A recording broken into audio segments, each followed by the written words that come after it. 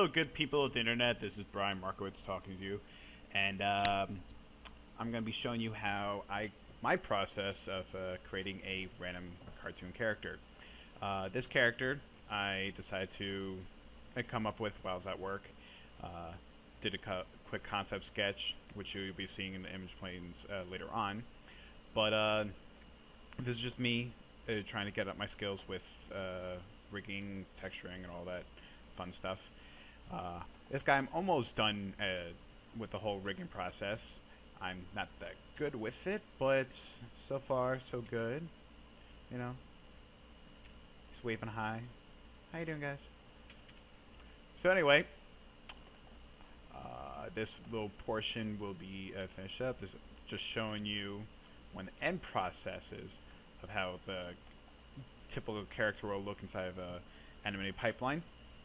But what I'm going to be showing you today is just the modeling aspect, what you are responsible for as being the 3D modeler. So without further ado, let's get to it. Okay, people, let's not waste any more time. Let's just talk about the model. With this particular case, whenever I'm starting a model, I like to start out with the most simplistic shapes that I find. Sorry about the cops. They're after me. You know, it's cool. Don't worry about it. Anyway, with this character, I saw that his chest seemed very cylindrical. So what I did here is I split it into two, and it did a duplicate special so that whatever changes I make on my right, your left, well, technically left side, but when viewing it's the right side, whatever changes I make on that side, it goes over to the other side. And at the end, I'm going to combine all of them and merge all the vertices. So inside of here, I was seeing that the actual shape of the midsection was basically a cylinder, but with a pointed top. And now I'm going to be doing the shoulder pads type of things. With this particular character, when I was drawing him up, the idea was just for me to make a random like insect bodyguard thing. Like I had myself like a list of different types of character constructs, like knight, spaceman, insect, everything. So I mixed them all up, and I got a knight type of insect. So I was like, all right, cool. All right, let's work with it. So I was looking at the Hercules beetle for reference. Damn, those things are interesting. The actual construct of the Hercules beetle, I was looking at it and I found that the most important parts was the thorax and the head structure.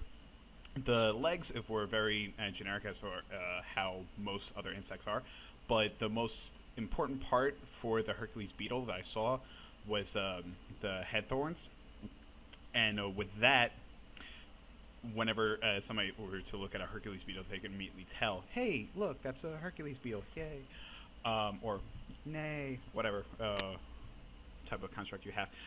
I also was doing more research, and I found that the Hercules beetle actually has wings. I decided to go against that because I felt like with this character, I just wanted to have him be a simple type of bodyguard type of guy that you see guarding like a throne room or something of a insect palace or whatever type of thing. And yeah, that's basically as much backstory I wanted with this guy. I didn't want to have a lot of facial modifications, because with this insect, I didn't want him to be have a lot of character. I want him to be more stoic. So, because whenever you see a character that has a lot of facial controls or just has a lot of oomph in the way that their emotions come about, you relate to them more. And that's whenever you see a Pixar movie or something. Whenever you see the main character have like a slight little nuances inside their face, you start to feel for them. But the characters that look more animalistic, or like actually in the DreamWorks movie Ants with the termites, you didn't see any characteristics of what seemed to be human whatsoever. With the ants, however, you got to relate to them because you saw certain emotions. So with this one, this particular case, I want him to basically when a audience or a player, in this case, I want to have them so that if somebody uses for a Unity game, that's why I'm doing a low polygon, to automatically know that's a bad guy slash enemy I'm going to be fighting. So that's why I want to get across with this dude.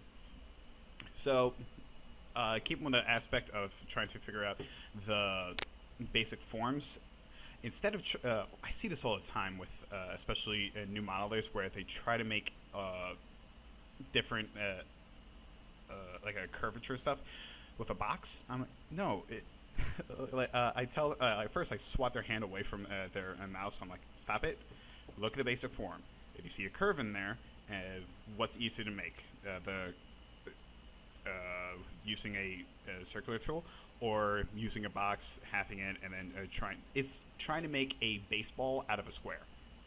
That happened to me a couple of times. I'm not going to out the person, but I've heard that before. So what I also noticed with insects themselves, that the exoskeleton, everything is separated. So I didn't want to have too much of everything skinned at first. I wasn't actually sure of how I was going to go about that process, whether I was going to just have everything parented to different parts of the joints, or I was just going to have it where everything is skinned, and then just a careful choice with the way I do the painting weights. I ended up doing the former choice because I just felt like doing it, really, a personal preference with that. So as I'm going through here, I'm this is not the usual way of how character modelers will do it. They actually have the image plane of the side view and the front view. I decided to challenge myself and just have it from a 3/4 view off to the side. And since it was my design for the actual character, I wanted to see how crappy of a image plane I receive, and then try to just model it straight from there to really test my skill from there. And overall, I think it came out okay, you know, unless if you guys say, no, that sucks, what are you doing? I'll be like, that's mean. Moving on. So one of the basic things that I always do with my models is make sure everything is clean. So from time to time, you're going to see me pop into the outliner. And inside the outliner, I either name certain sections of the model I'm doing. That's one of the things I do. Also, freeze transformation and delete by type. What I did right there was just a soften edge. I do a soften edge just so that I see how the form is working, and especially if it's a basic structure. If you keep it hard an edge, it won't look right, and it won't look right. I also like to just point out that I do not consider this a tutorial series. It's just me talking, and for you guys to either learn from or tell me what is wrong. I consider this more of education standpoints. So yeah, if you have any pointers for me, please let me know. And if this helps you at all, please also let me know. You know, it's always good to hear other people. So at this point, I'm just finessing certain little aspects. I'm trying to keep it very, very low poly, because it's so much easier to work with low poly stuff. When you go higher into the poly counts, either your computer will start to go wanting to die type of aspects, or just finagling certain certain vertices. So this is just me trying to figure out what is the next portion. And what I was doing before was I did a smooth preview. I never work inside a smooth preview, because you won't get a true understanding of how the polygon count, and not polygon count, I can't talk right now, how the polygons will be in real life as you're modeling. I do it just to make sure that I have no hidden geometry, like if I extruded and then separate it apart without realizing it, or I have a missing edge or something. Doing a smooth preview, it makes it a lot more noticeable. Let me talk about this part. I am doing a reflection with the vertices. By doing that, I don't have to do the. Excuse me. I don't have to. Oh my God. Duplicate special it, but by doing that, as long as everything on the exact other side is the same, I could just go into the move tool, double click it, go down into reflection off of the x-axis, and then you manipulate everything. Here's just a finessing. I'm trying to figure out how exactly the mouthpiece section is going to be working within the side of this character. So at first I thought I was going to have a little divot inside the middle of it, but later on I'll be using another technique where, there's my smooth edge. I have that little hook aspect inside of the Hercules beetle. Whenever I see a Hercules beetle, I see that little thing, so I decided to incorporate it inside this little guy. And from here is just finessing. I like to just get the big parts out of the way, and then just from there I could go straight into the harder parts. I'm sorry, I like to get the hard parts out of the way and then just turn my mind off and then just work it. So now I'm doing the smooth polygon tool, and that I like to do, but sometimes people consider it cheating.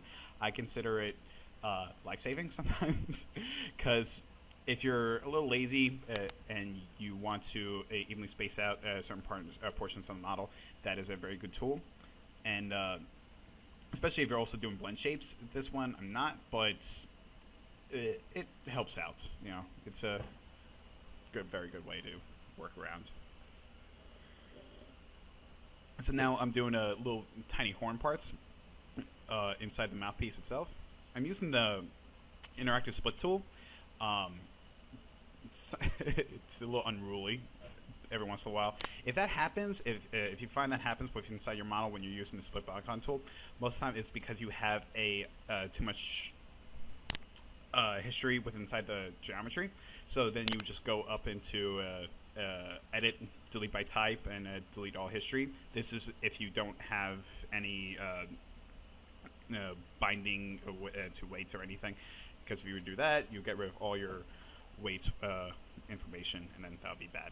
But at this stage, it's just delete by type, and you get rid of all the history on top of there. So I was looking at the mouthpiece, and I'm like, yeah, it's looking pretty good. And this is just me trying to figure out how it looks like a football player's chess piece is going to be working. I like to extrude from here and then delete the edge that goes around. Gives it a quick thickness at the part at the bottom. It helps out a lot. But then I merge all the vertexes at the top of the model so that it won't really interfere.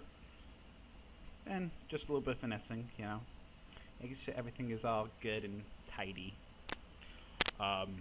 One thing I always learned actually through modeling is that you become very organized, and it's not more by choice, but you're forced to be organized. Because if you find that you're not organized as you're modeling, you're not going to know what you're doing, especially inside your outliner or naming conventions and everything. It'll be so much harder for you to work around. I feel like organization, especially in 3D modeling, is important, especially if you're working with other people. If you find that you're working inside of a group, especially if you're working with like a senior modeling team when during your senior year, and you find that you are the director for your 2 minutes, the piece that you have to do at the end of the semester, you're going to be teamed up with a couple of people. So when you are teamed up with them, you want to make sure that you know how to work with them.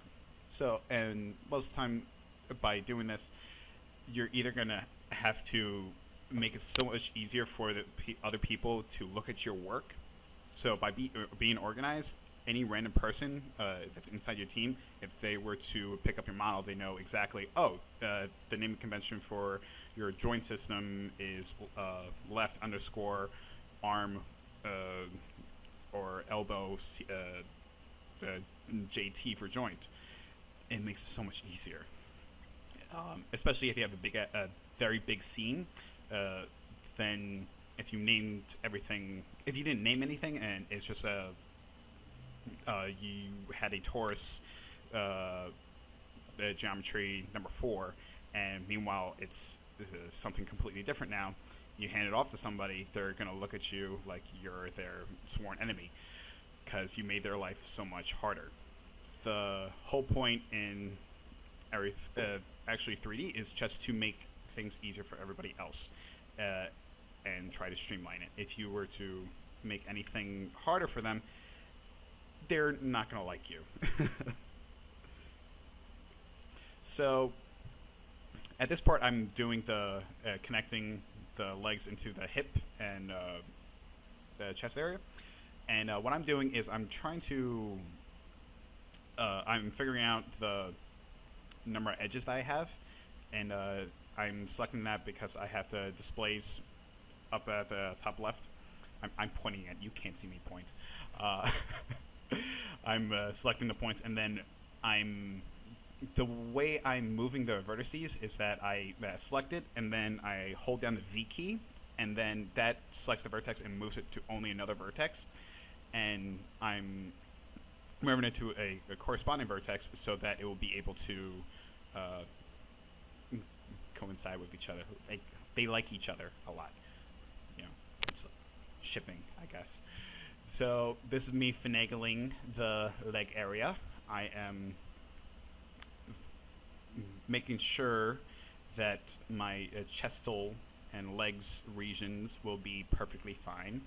I am getting rid of that geometry down there because I feel like it's unimportant, and me doing the extrusions down to make the rest of the leg. With this character, it was a lot easier to make the legs than another random character, because with a cartoon character, a lot of the time the legs are going to be cylindrical in some shape. But when you have a realistic character, the cylinder you can start with, but you're going to have to finagle it in order to make it look more like a leg.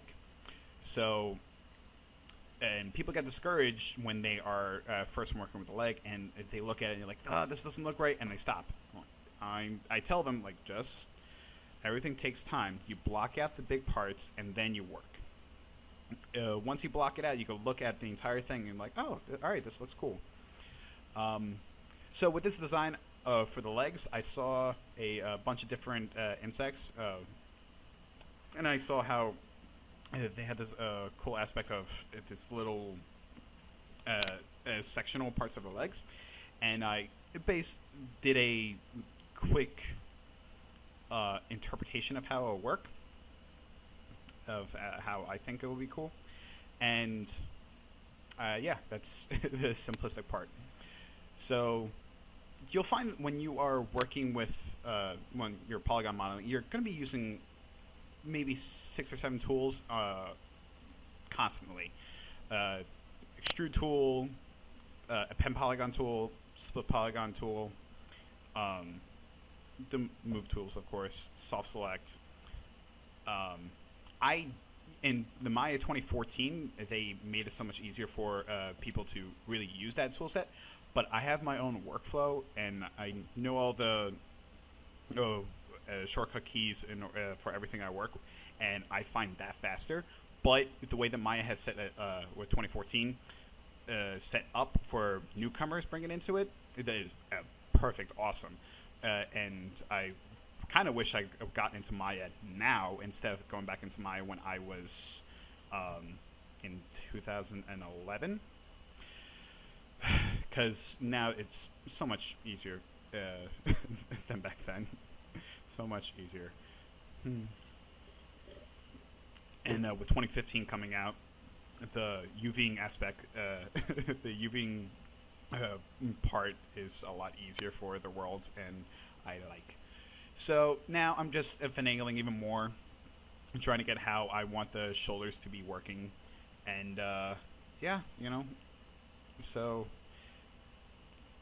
whenever you get bored, or not bored, bored's a bad word to use. When you get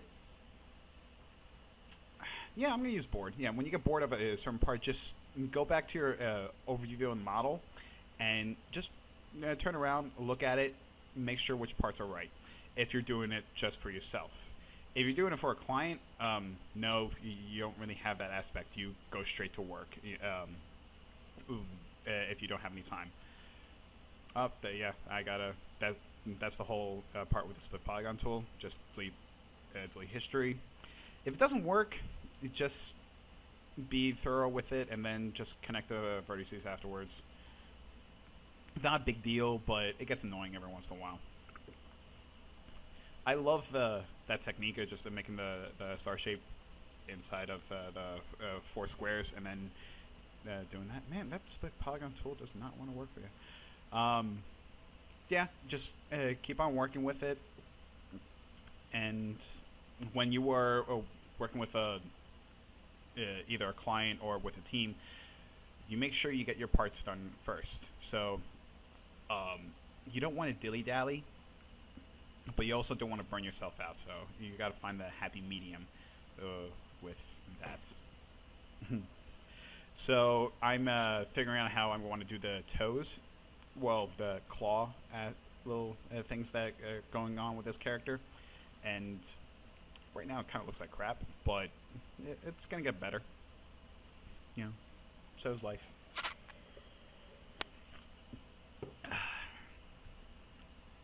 Yeah, just finagling, making sure every little part is right. And one thing I always like to say is with newcomers is that don't animate or model harder, animate or model smarter. So if you have don't try to make it so much harder for yourself to model a particular section because you only know of it. Figure out different workflows from other people, and just watch speed tutorials, really, or speed modeling, and you see how other people go about different solutions, really, because it really saves your life sometimes. Well, not life, it's not like somebody has a gun on you while you are modeling, but just look at other people's workflows and see how they work about it. Because by doing that, it's more of a with modeling, it's a shared collective rather than everybody being alone, but unknowingly helping each other a lot of the time, or intentionally, if people are cool. And so I'm just finagling this stuff as well right now, and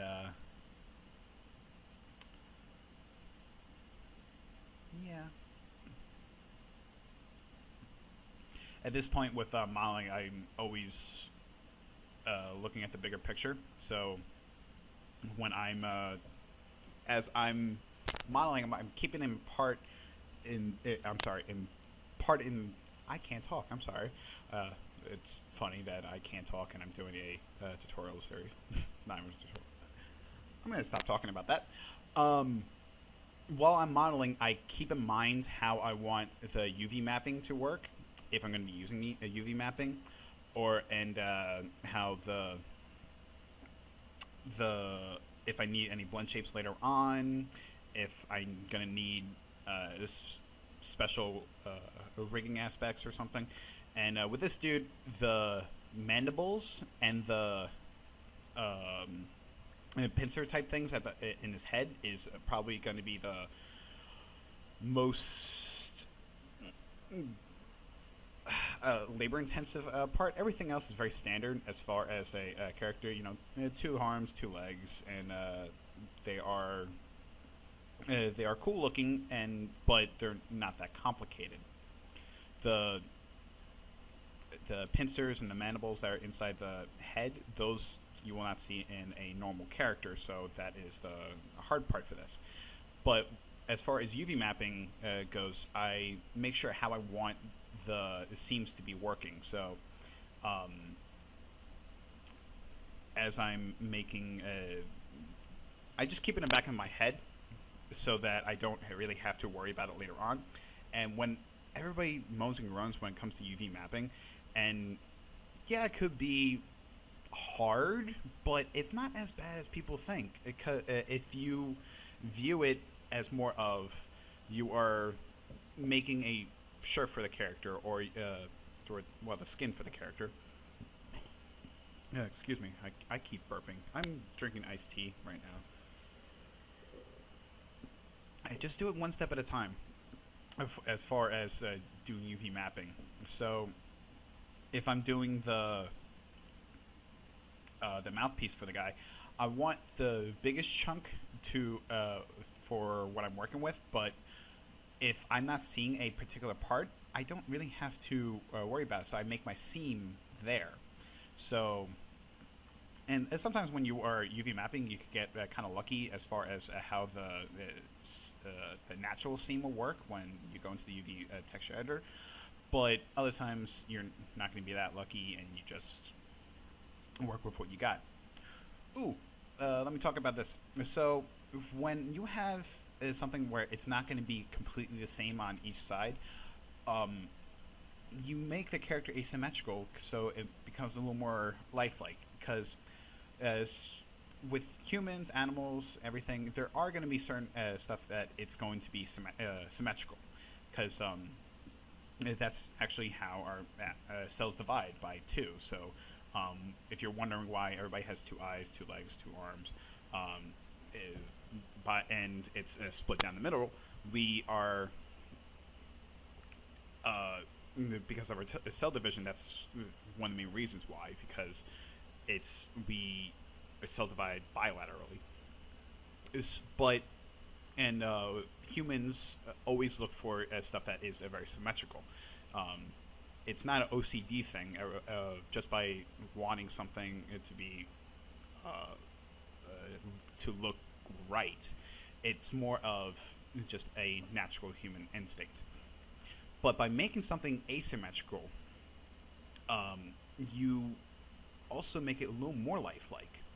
Because when in 3D, if you were to make it everything completely symmetrical, it's going to look weird. If you were doing something organic. If you're doing it where it's a robot or something, yeah, you ideally want to have everything symmetrical. But if you were to have little aspects of something asymmetrical, like even with a robot character, like having it where it's slightly scuff marked in one area and not in another area, it automatically gives it a sense of realism.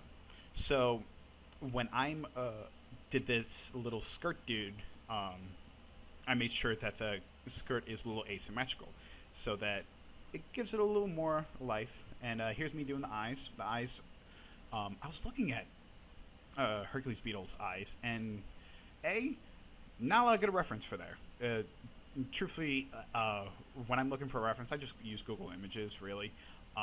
It's not a big deal as long as you don't claim it as your own, but when I'm looking for a reference, I'm not really showing it to anybody else. I just keep it for myself. But Hercules Beetles, their eyes, well, insect eyes, it's basically a ball of eyes itself, and you see the individual eyes looking all over the place. So, but when the camera is zoomed out, you see it as one. So I decided to have it where it's just one big glob. And with this character, I decided to give it 4 eyes instead of just 2. Realistically, a real Hercules Beetle, from what I could see from the from the reference footage that I saw, they only have 2, but 2 big things. In reality, their eyes are probably in the millions. Yeah. Uh, but from there, I decided to just give this guy 4 because I thought, why not? It kind of looks cool. And that's one of the major. This is me working with the outliner, so I make sure everything is clean. Make sure there was no groupings, name everything, and if you see me misspell something, it's because I'm a horrible speller. So if I abbreviate a lot, that's why. So I'm just finagling the chest a bit more, and I'm doing the neck portion right now. The neck, since you're not going to really be seeing a lot of the neck, since I'm going to be having the mandibles and the pincer stuff covering up that, and at the same time it's going to be underneath most of that basically football player thorax thing. I decided to just use a circle just to make myself my life a lot easier. And as far as rigging wise, or how it's going to be looking for everything else, just a simple ball inside of there works fine. I don't suggest this for most other characters, but I like to just put a ball for this particular one. Don't hate. A little more finagling, making sure everything's fine. I like to do the soft select a lot, just because if you just do the normal move tool, the vertices, and you're trying to move one particular part, it's not going to look... you're going to get some unexpected results. But by using the soft select, you get sometimes the happy accident, where a certain portion of your character looks really, really cool after doing the soft select. Or if you are trying to move a whole big bunch of part of your character, then you do use that as well. Yeah. I like to think of the soft select as like the warp tool inside of Photoshop, where you just take a big old chunk of it and then working with it. But there's also the real warp tool / lattice tool, which I didn't get to use in this part because I don't really need to for this character. But in another character, if I was copying it directly from a image plane, I would be using the lattice tool, especially when I'm doing the torso area and yeah, that stuff. So I'm doing the arm, and I was looking at my concept art, and the arm I saw, they were two completely different styles. So I decided to just do the style that was on the character's right, and then put a little creative licensing into my own work. Truthfully speaking, the concept art for the arm, I kind of messed up. So I just decided to do my own creative licensing and just have the concept of the arm. But yeah. So what I'm doing right here is actually adding a bit more geometry for the inside of the elbow area and the elbow area itself, just so that when I am bending it, or when I'm rigging, it has more stuff to work with. If you find that when you are modeling out your character, and when you start going into the rigging area, the elbow part or the knees, it doesn't look quite right. Most of the time it's because you don't have enough geometry inside of there, or geometry that's centralized for that specific purpose. So the reason why I do that for all my characters is for that specific purpose. It's meant to be the my stupid rigging things. I wish I had smarter words. So, don't you wish that you were smarter sometimes? So this is just me finagling even bit more. And I knew with this character, he's mostly going to be symmetrical, so I'm just doing one arm and I'm going to mirror it over. And then with this guy's hand, actually, it's going to be coming up. I didn't know what to do for it because I originally drew it, and the idea for it was going to be the District 9 types of insect type hands, where it was like 2 big fingers and 1 thumb, and I wound up going with it, but I didn't know how I was going to model it, especially in low polygon stuff. But then first I panicked. Then I needed a shoulder to cry on. Then I decided to consult the Ouija board. And then after the Ouija board, I just took a step back and then relaxed, went back to my understanding of modeling, and then look at the basic forms of the hand. So the most simplistic way of looking at the hand, when I get up to it, is that it's a square and 3 triangles. That is as simplistic as it go. But I do not like triangles inside of my work because it becomes a big problem when I'm doing the texturing and for random consultations when you're doing the rigging process.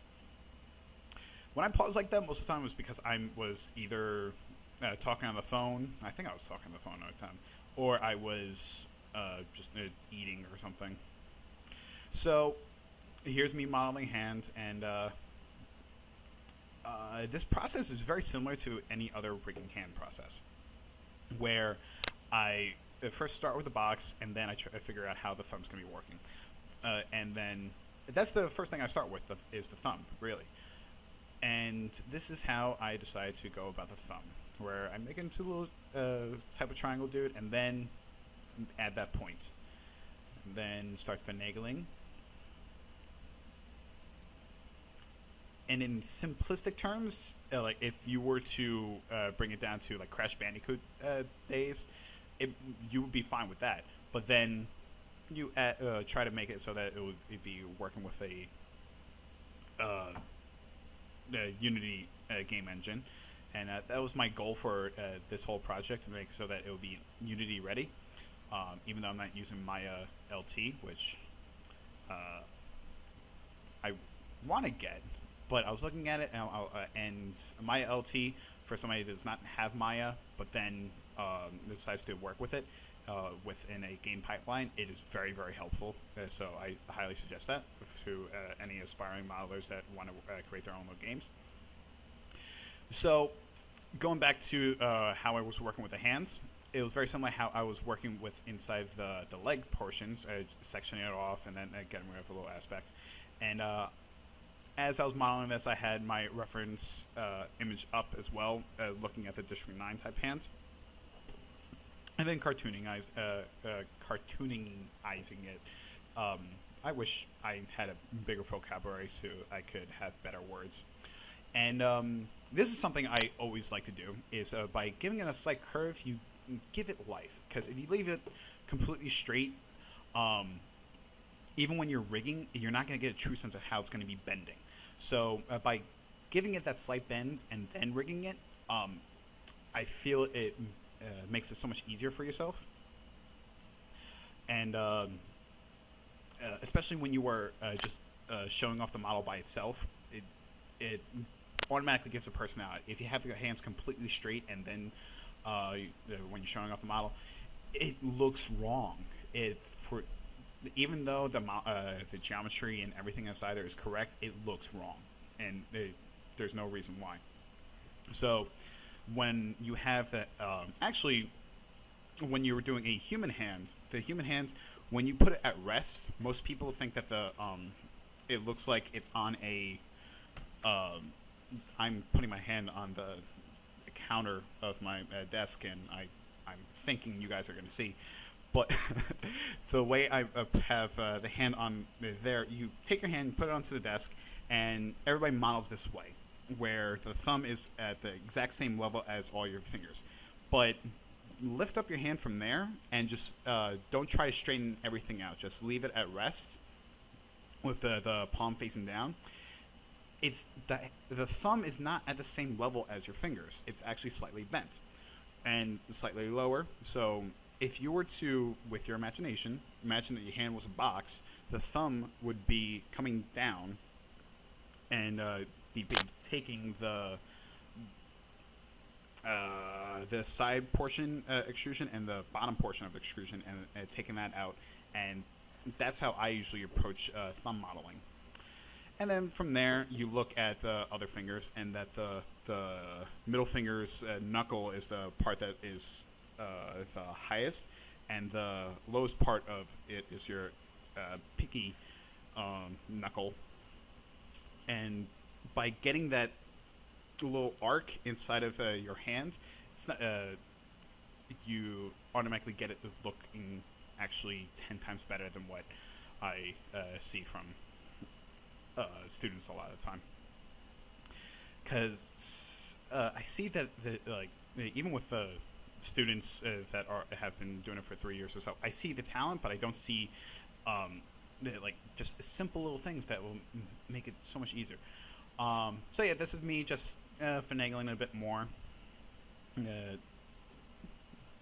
getting rid of the faces on that side, and taking a look at the edges. And this is me figuring out how I'm going to be working out if that the edges for the hand was too many, and I was trying to get rid of just a couple edge loops. And this part's kind of a little embarrassing because I'm when you're doing this part and you're trying to condense down your number of edges, it feels like a puzzle, and usually I suck at puzzles. Whenever I see a puzzle game, I freeze, and I get somebody else to help me out with it. And so when I'm figuring out this puzzle, it puts on so much a mental strain. So, and I don't know why it wasn't working for me. Well, yeah, because I usually solve this problem very easily. But then in my head, I was realizing the reason why is because I was always doing it another way. And that's me figuring out that there's triangles there, and I didn't want the triangles. So I decided against it. And I ended up just combining it and then adding in, I think, edge loops inside the arm. Or I continued the edges going into the arm and then cut them off inside the arm itself. Oh, it was fun. Me working inside the hands, you know. Good times. Oh, yes. Very good times. So this is me bringing their bodies together. Me realizing also that the fingers looked very, very small. So I'm finagling those as well. I like that word, finagle. Finagle.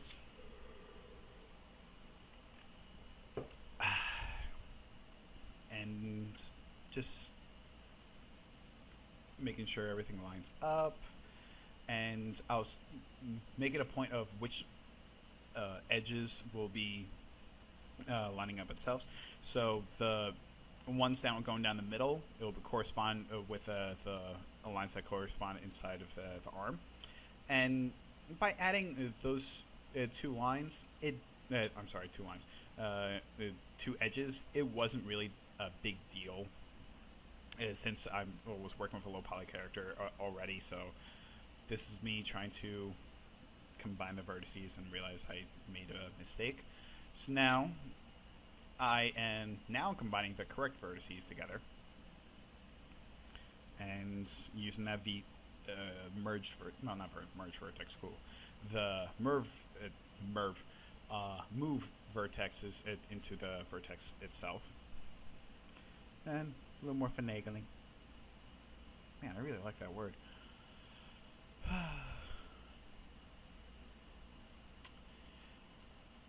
Yeah, I like the end result that I actually got with this guy. I was also pretty proud of how fast I got this guy done. I want to say the total modeling time for this guy was, I want to say, maybe 6-7 hours. And that's what I was kind of hoping for, just so I could send this out to, if I were to be working in a professional setting. I like that little aspect. I duplicated the geometry and then just did a -1 inside the scale X axis, and then it popped over to the other side, and then I freeze transformed it so that it's now the transformations are all zeroed out. And one thing I didn't actually show is that when I'm working with this, I go into the lighting panel right underneath, right by the move tool. There's the view, shading, lighting, show menus. I go into the lighting, and then it says two-sided lighting. I click that off so that I could see how my normals are as I'm working. And if I am, by doing the -1 scale X axis, the normals are actually going to be flipped. But as you're working in the normal circumstances of inside my defaults, you're not going to see if the normals will be flipped. But by toggling off the two shaded siding, you will see the aspects of your model where the normals are flipped be blacked out, and then all you need to do is select those blacked out polygon faces, and then just go into the normals and then flip normals. Because if you keep those normals in the correct state, the incorrect state, it's going to give you tons of problems later on, especially when you're doing texturing, rigging. It all comes down to if you have problems with rigging, your polygon state,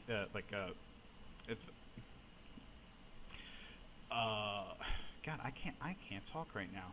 I'm sorry. I'm on like 4 cups of coffee right now because I just haven't been sleeping well. But that's the life. But yeah, if you find that when you are rigging, you have problems with certain parts, I don't like using their interactive skin binding. I actually do the post skin binding. Because with the interactive Maya's algorithm for figuring out the weight distribution, it sucks. It really does. I had to at one point I used a plugin from Creator Crash. I love that site. I'll provide the link for that actually if you guys are interested in it. If not, then yeah, it's cool. I'll just be sending over here. It was called PM Heatwave. And with that, it would skin to the bones instead of the joints. And by skinning to the bones, you sometimes get a more accurate representation of how you want your skinning to work. But other aspects, it didn't. Sometimes it doesn't work. Like with this particular case, I did not use it because the bones inside the mandible was not working. And yeah. Right now, I'm doing the mandibles. About to start the mandible part, and we're about to come into a closing with this particular character. But I just want to wrap up by saying what I was saying before, if I could remember it. I have my notes. I'm smart in this. I'm sorry for you guys. Anybody that's listening to this.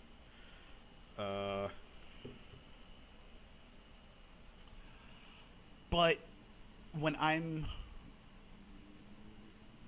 oh my god, I can't remember what I was saying. I'm about to just end this right now. Well, with this mandible right here, simplest aspect I did was just use a cube and work around it.